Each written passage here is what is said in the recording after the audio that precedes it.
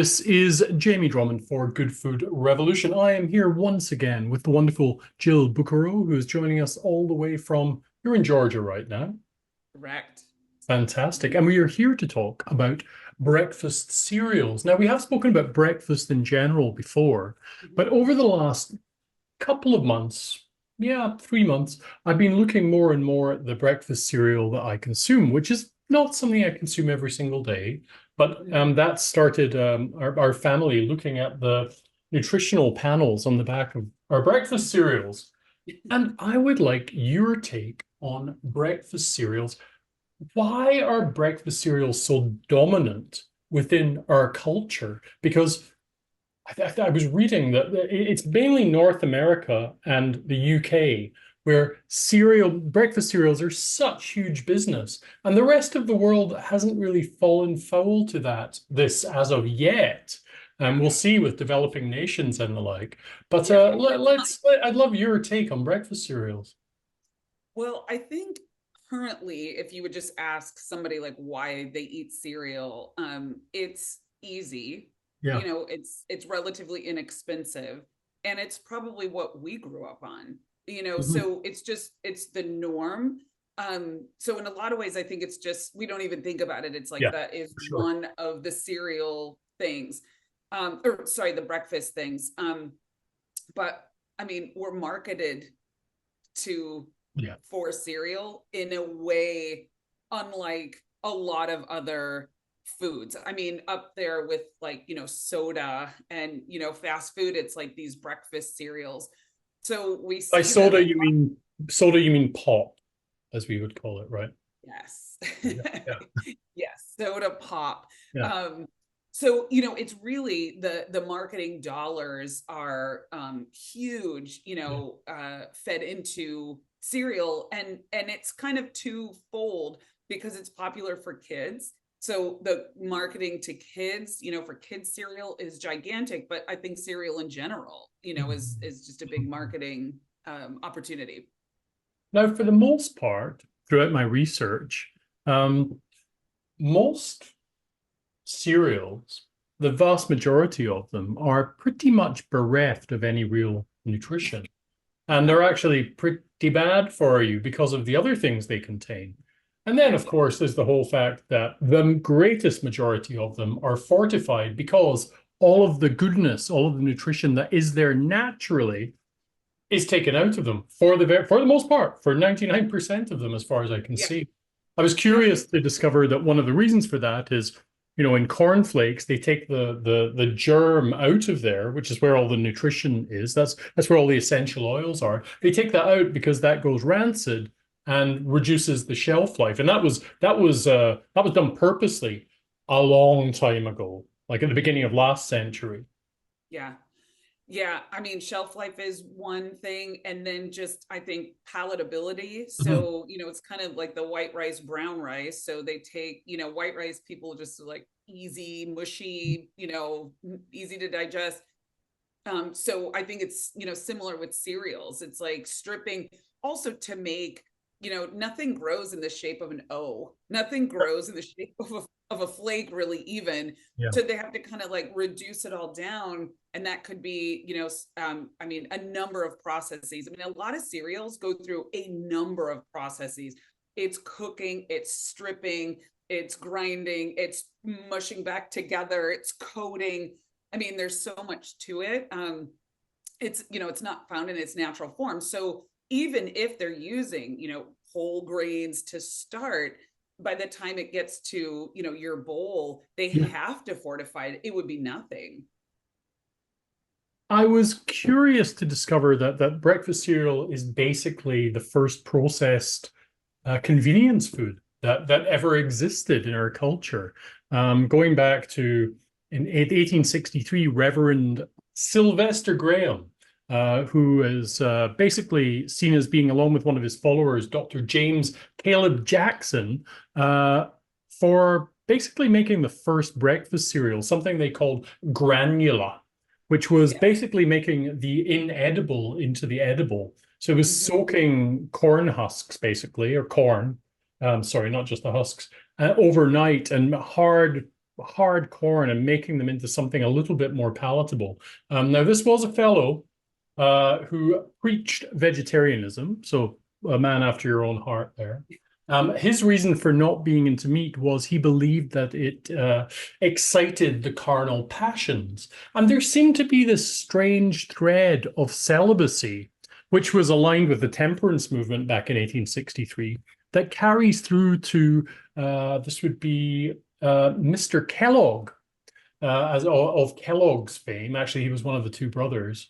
And he was a Seventh-day Adventist, and very much he was very much against what he saw two of the most common ills of the day, that being constipation and masturbation. Quite the combo. And he invented cornflakes as a way of treating both of these ills of society, which is quite a story. I mean, I think that is, it's so interesting. I mean, who, you couldn't make that up. If you made that up, people wouldn't believe it. Yes, I know. One of the other things I found fascinating was at the very heart of all of this was industry. And despite the fact that, these pious chaps who were behind all of this, they weren't above making vast profits from making these particular breakfast cereals, because at the very, I guess, integral to the whole breakfast cereal phenomenon is the fact that you're taking a product which, especially in this day and age, costs virtually nothing because of all the government subsidies, and then charging, even back then, it was 10 times the amount for that end packaged product, right? Yeah. And then I was reading that today, they still make those vast profits, but about 30% of that money actually goes into not making the food any better, but into marketing and advertising. Yeah. I think that you're right in that it's the corn, soy, wheat, right? Those are all the things, and sugar really too. Yeah. All the things that are subsidized today. So today, the cost of cereal, is nothing. And to go from a business perspective, I mean, not to say they couldn't take, high cost ingredients and still make a profit, but if you're going to make a wild profit, like, they're starting with something that is already inexpensive and then subsidized on top of it. And then, through tricks and shapes and colors and this and that, right? They're able to charge, I mean, I think it's a fortune for cereal, like a box of cereal that, is not that many servings. And that's a whole nother thing. The serving size is like 3/4 of a cup, to a cup. It's like, I don't know anybody who has just 3/4 of a cup of cereal. So, when we go to talk about, the cost per serving, or even the ingredients, the nutrition per serving, it's usually off, like far off than what would be listed on the label, because the serving isn't really what an average person eats. So that's like a whole nother thing. But yeah, it's a convenience food. And, over decades and decades and decades, we've been, told and taught, especially housewives and mothers, like, why slave over a stove? Why make breakfast so hard? Why make mealtime so hard? Why don't you just do this? Whether that's fast food or TV dinners or cereal. So it was one of those things where it's like, yeah, it might cost a little bit more, but like, you're certainly not going to make cereal. Like, most people aren't going to like mill grains and cook them and all this kind of stuff. So it was something that we couldn't make at home. So it was easier, easy to market and, high profit. Back in the 19th century, in the States, I was reading that breakfasts pre-cereals were basically all meat-based. Yeah. And then I was reading about in the UK, up until the advent of cereals being launched, I think it was 1924 was when Kellogg's cornflakes came to the UK, being shipped in from Canada, no less.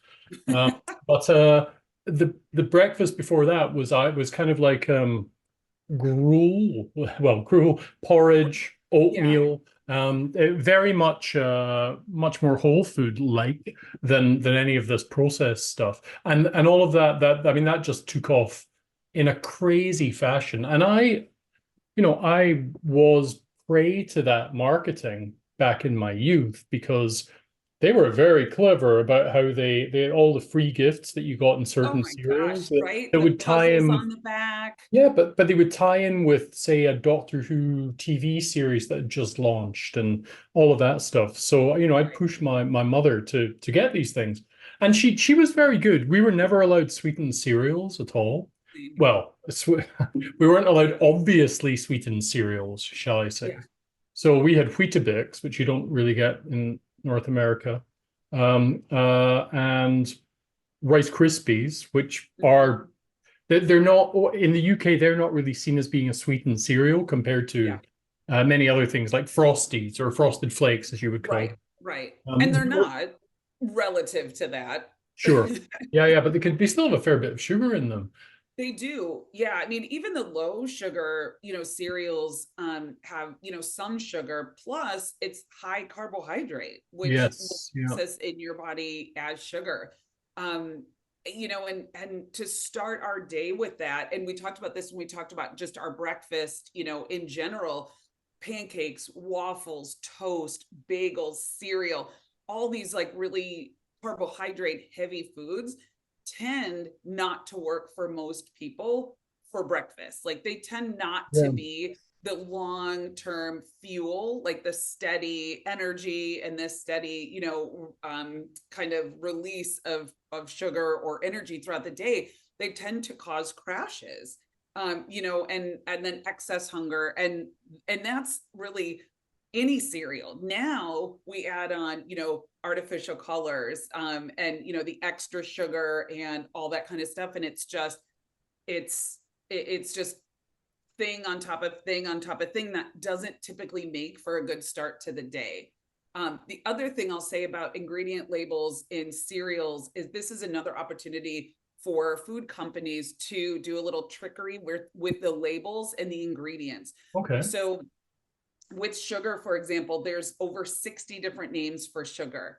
So what a company can do is have, dextrose, corn syrup, brown sugar, honey, etc. They can have 4 different kinds of sugars listed in the ingredients. And what that allows them to do is list something like whole grain as the first ingredient, because technically there is more whole grain than any one of those individual types of sweeteners. But when you add up all the sweeteners, it really should be first. So I again, it's with all those processed kinds of foods, it just gives the companies more opportunity to kind of, misdirect yeah, or, sure, yeah. right. So that the cereals, a prime opportunity for that. It's interesting. I think the laws are slightly different with regards to the labeling in Canada because I noticed here we have ingredients, wheat bran, and then sugars. So they're the sugars are not they are listed individually, but all under the sugar label. Oh, okay. So Yeah. it comes through as sugar, corn, and barley malt extract, and then salt. So I guess another question for you would, I've been weighing up the pros and cons of various cereals, Mhm. and I would have bran flakes, Sultana bran, things like that. And then I noticed the sugar in Sultana bran was actually really high, but that would be mainly to do with sultanas, right? I would think for the most part. Um, I'm not sure. Yeah.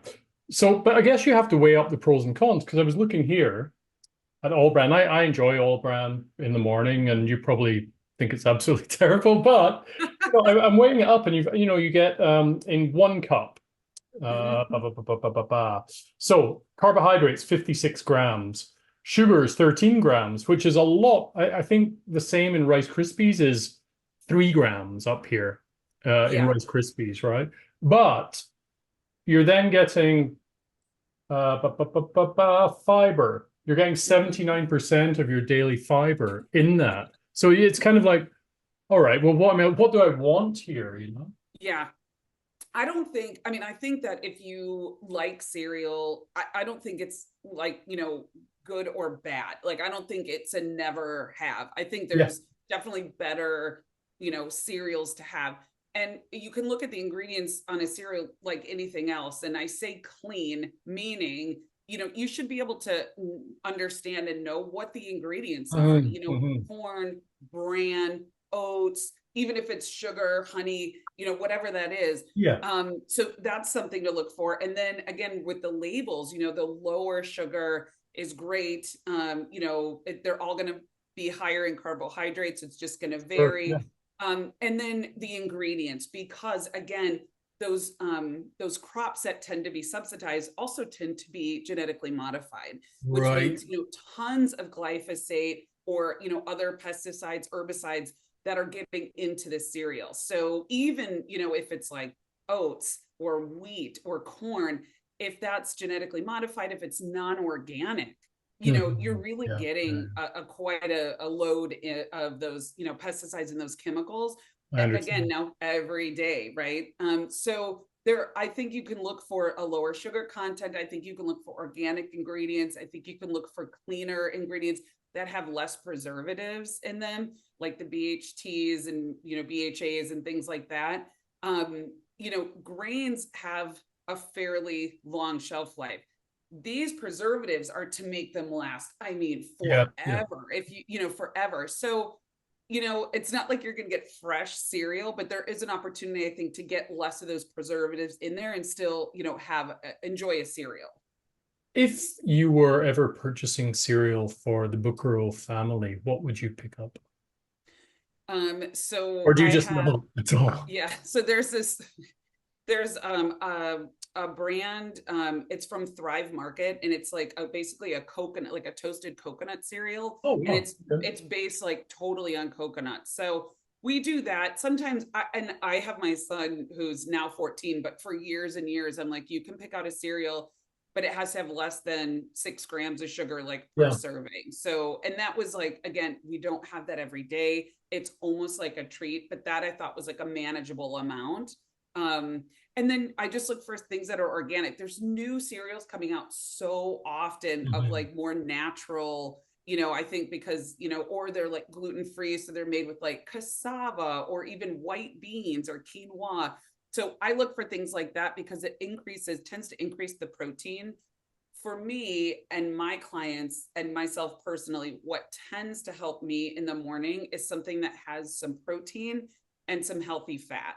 So if you can find those cereals that are made with things like quinoa or have like, some protein source, it's going to be, I think, a more level energy Right. for, most people, where they're not going to feel like hungry again or snacky at, 10 in the morning. And what sort of things do you add to those cereals? So nuts, fruit, nut butter, if you have a milk that's like a hemp milk Hmm. or a soy milk or almond milk, then you also have more opportunities for healthy fats and proteins Yeah. too. In addition to regular dairy milk, but seeing as so many people are lactose intolerant, the milk can really be a factor too. Like oat milk doesn't really bring much to the table as far as it's just pretty much carbohydrates. But so if you look for like nut milks or like hemp milks or things like that, even soy milk, you're going to be able to add that protein.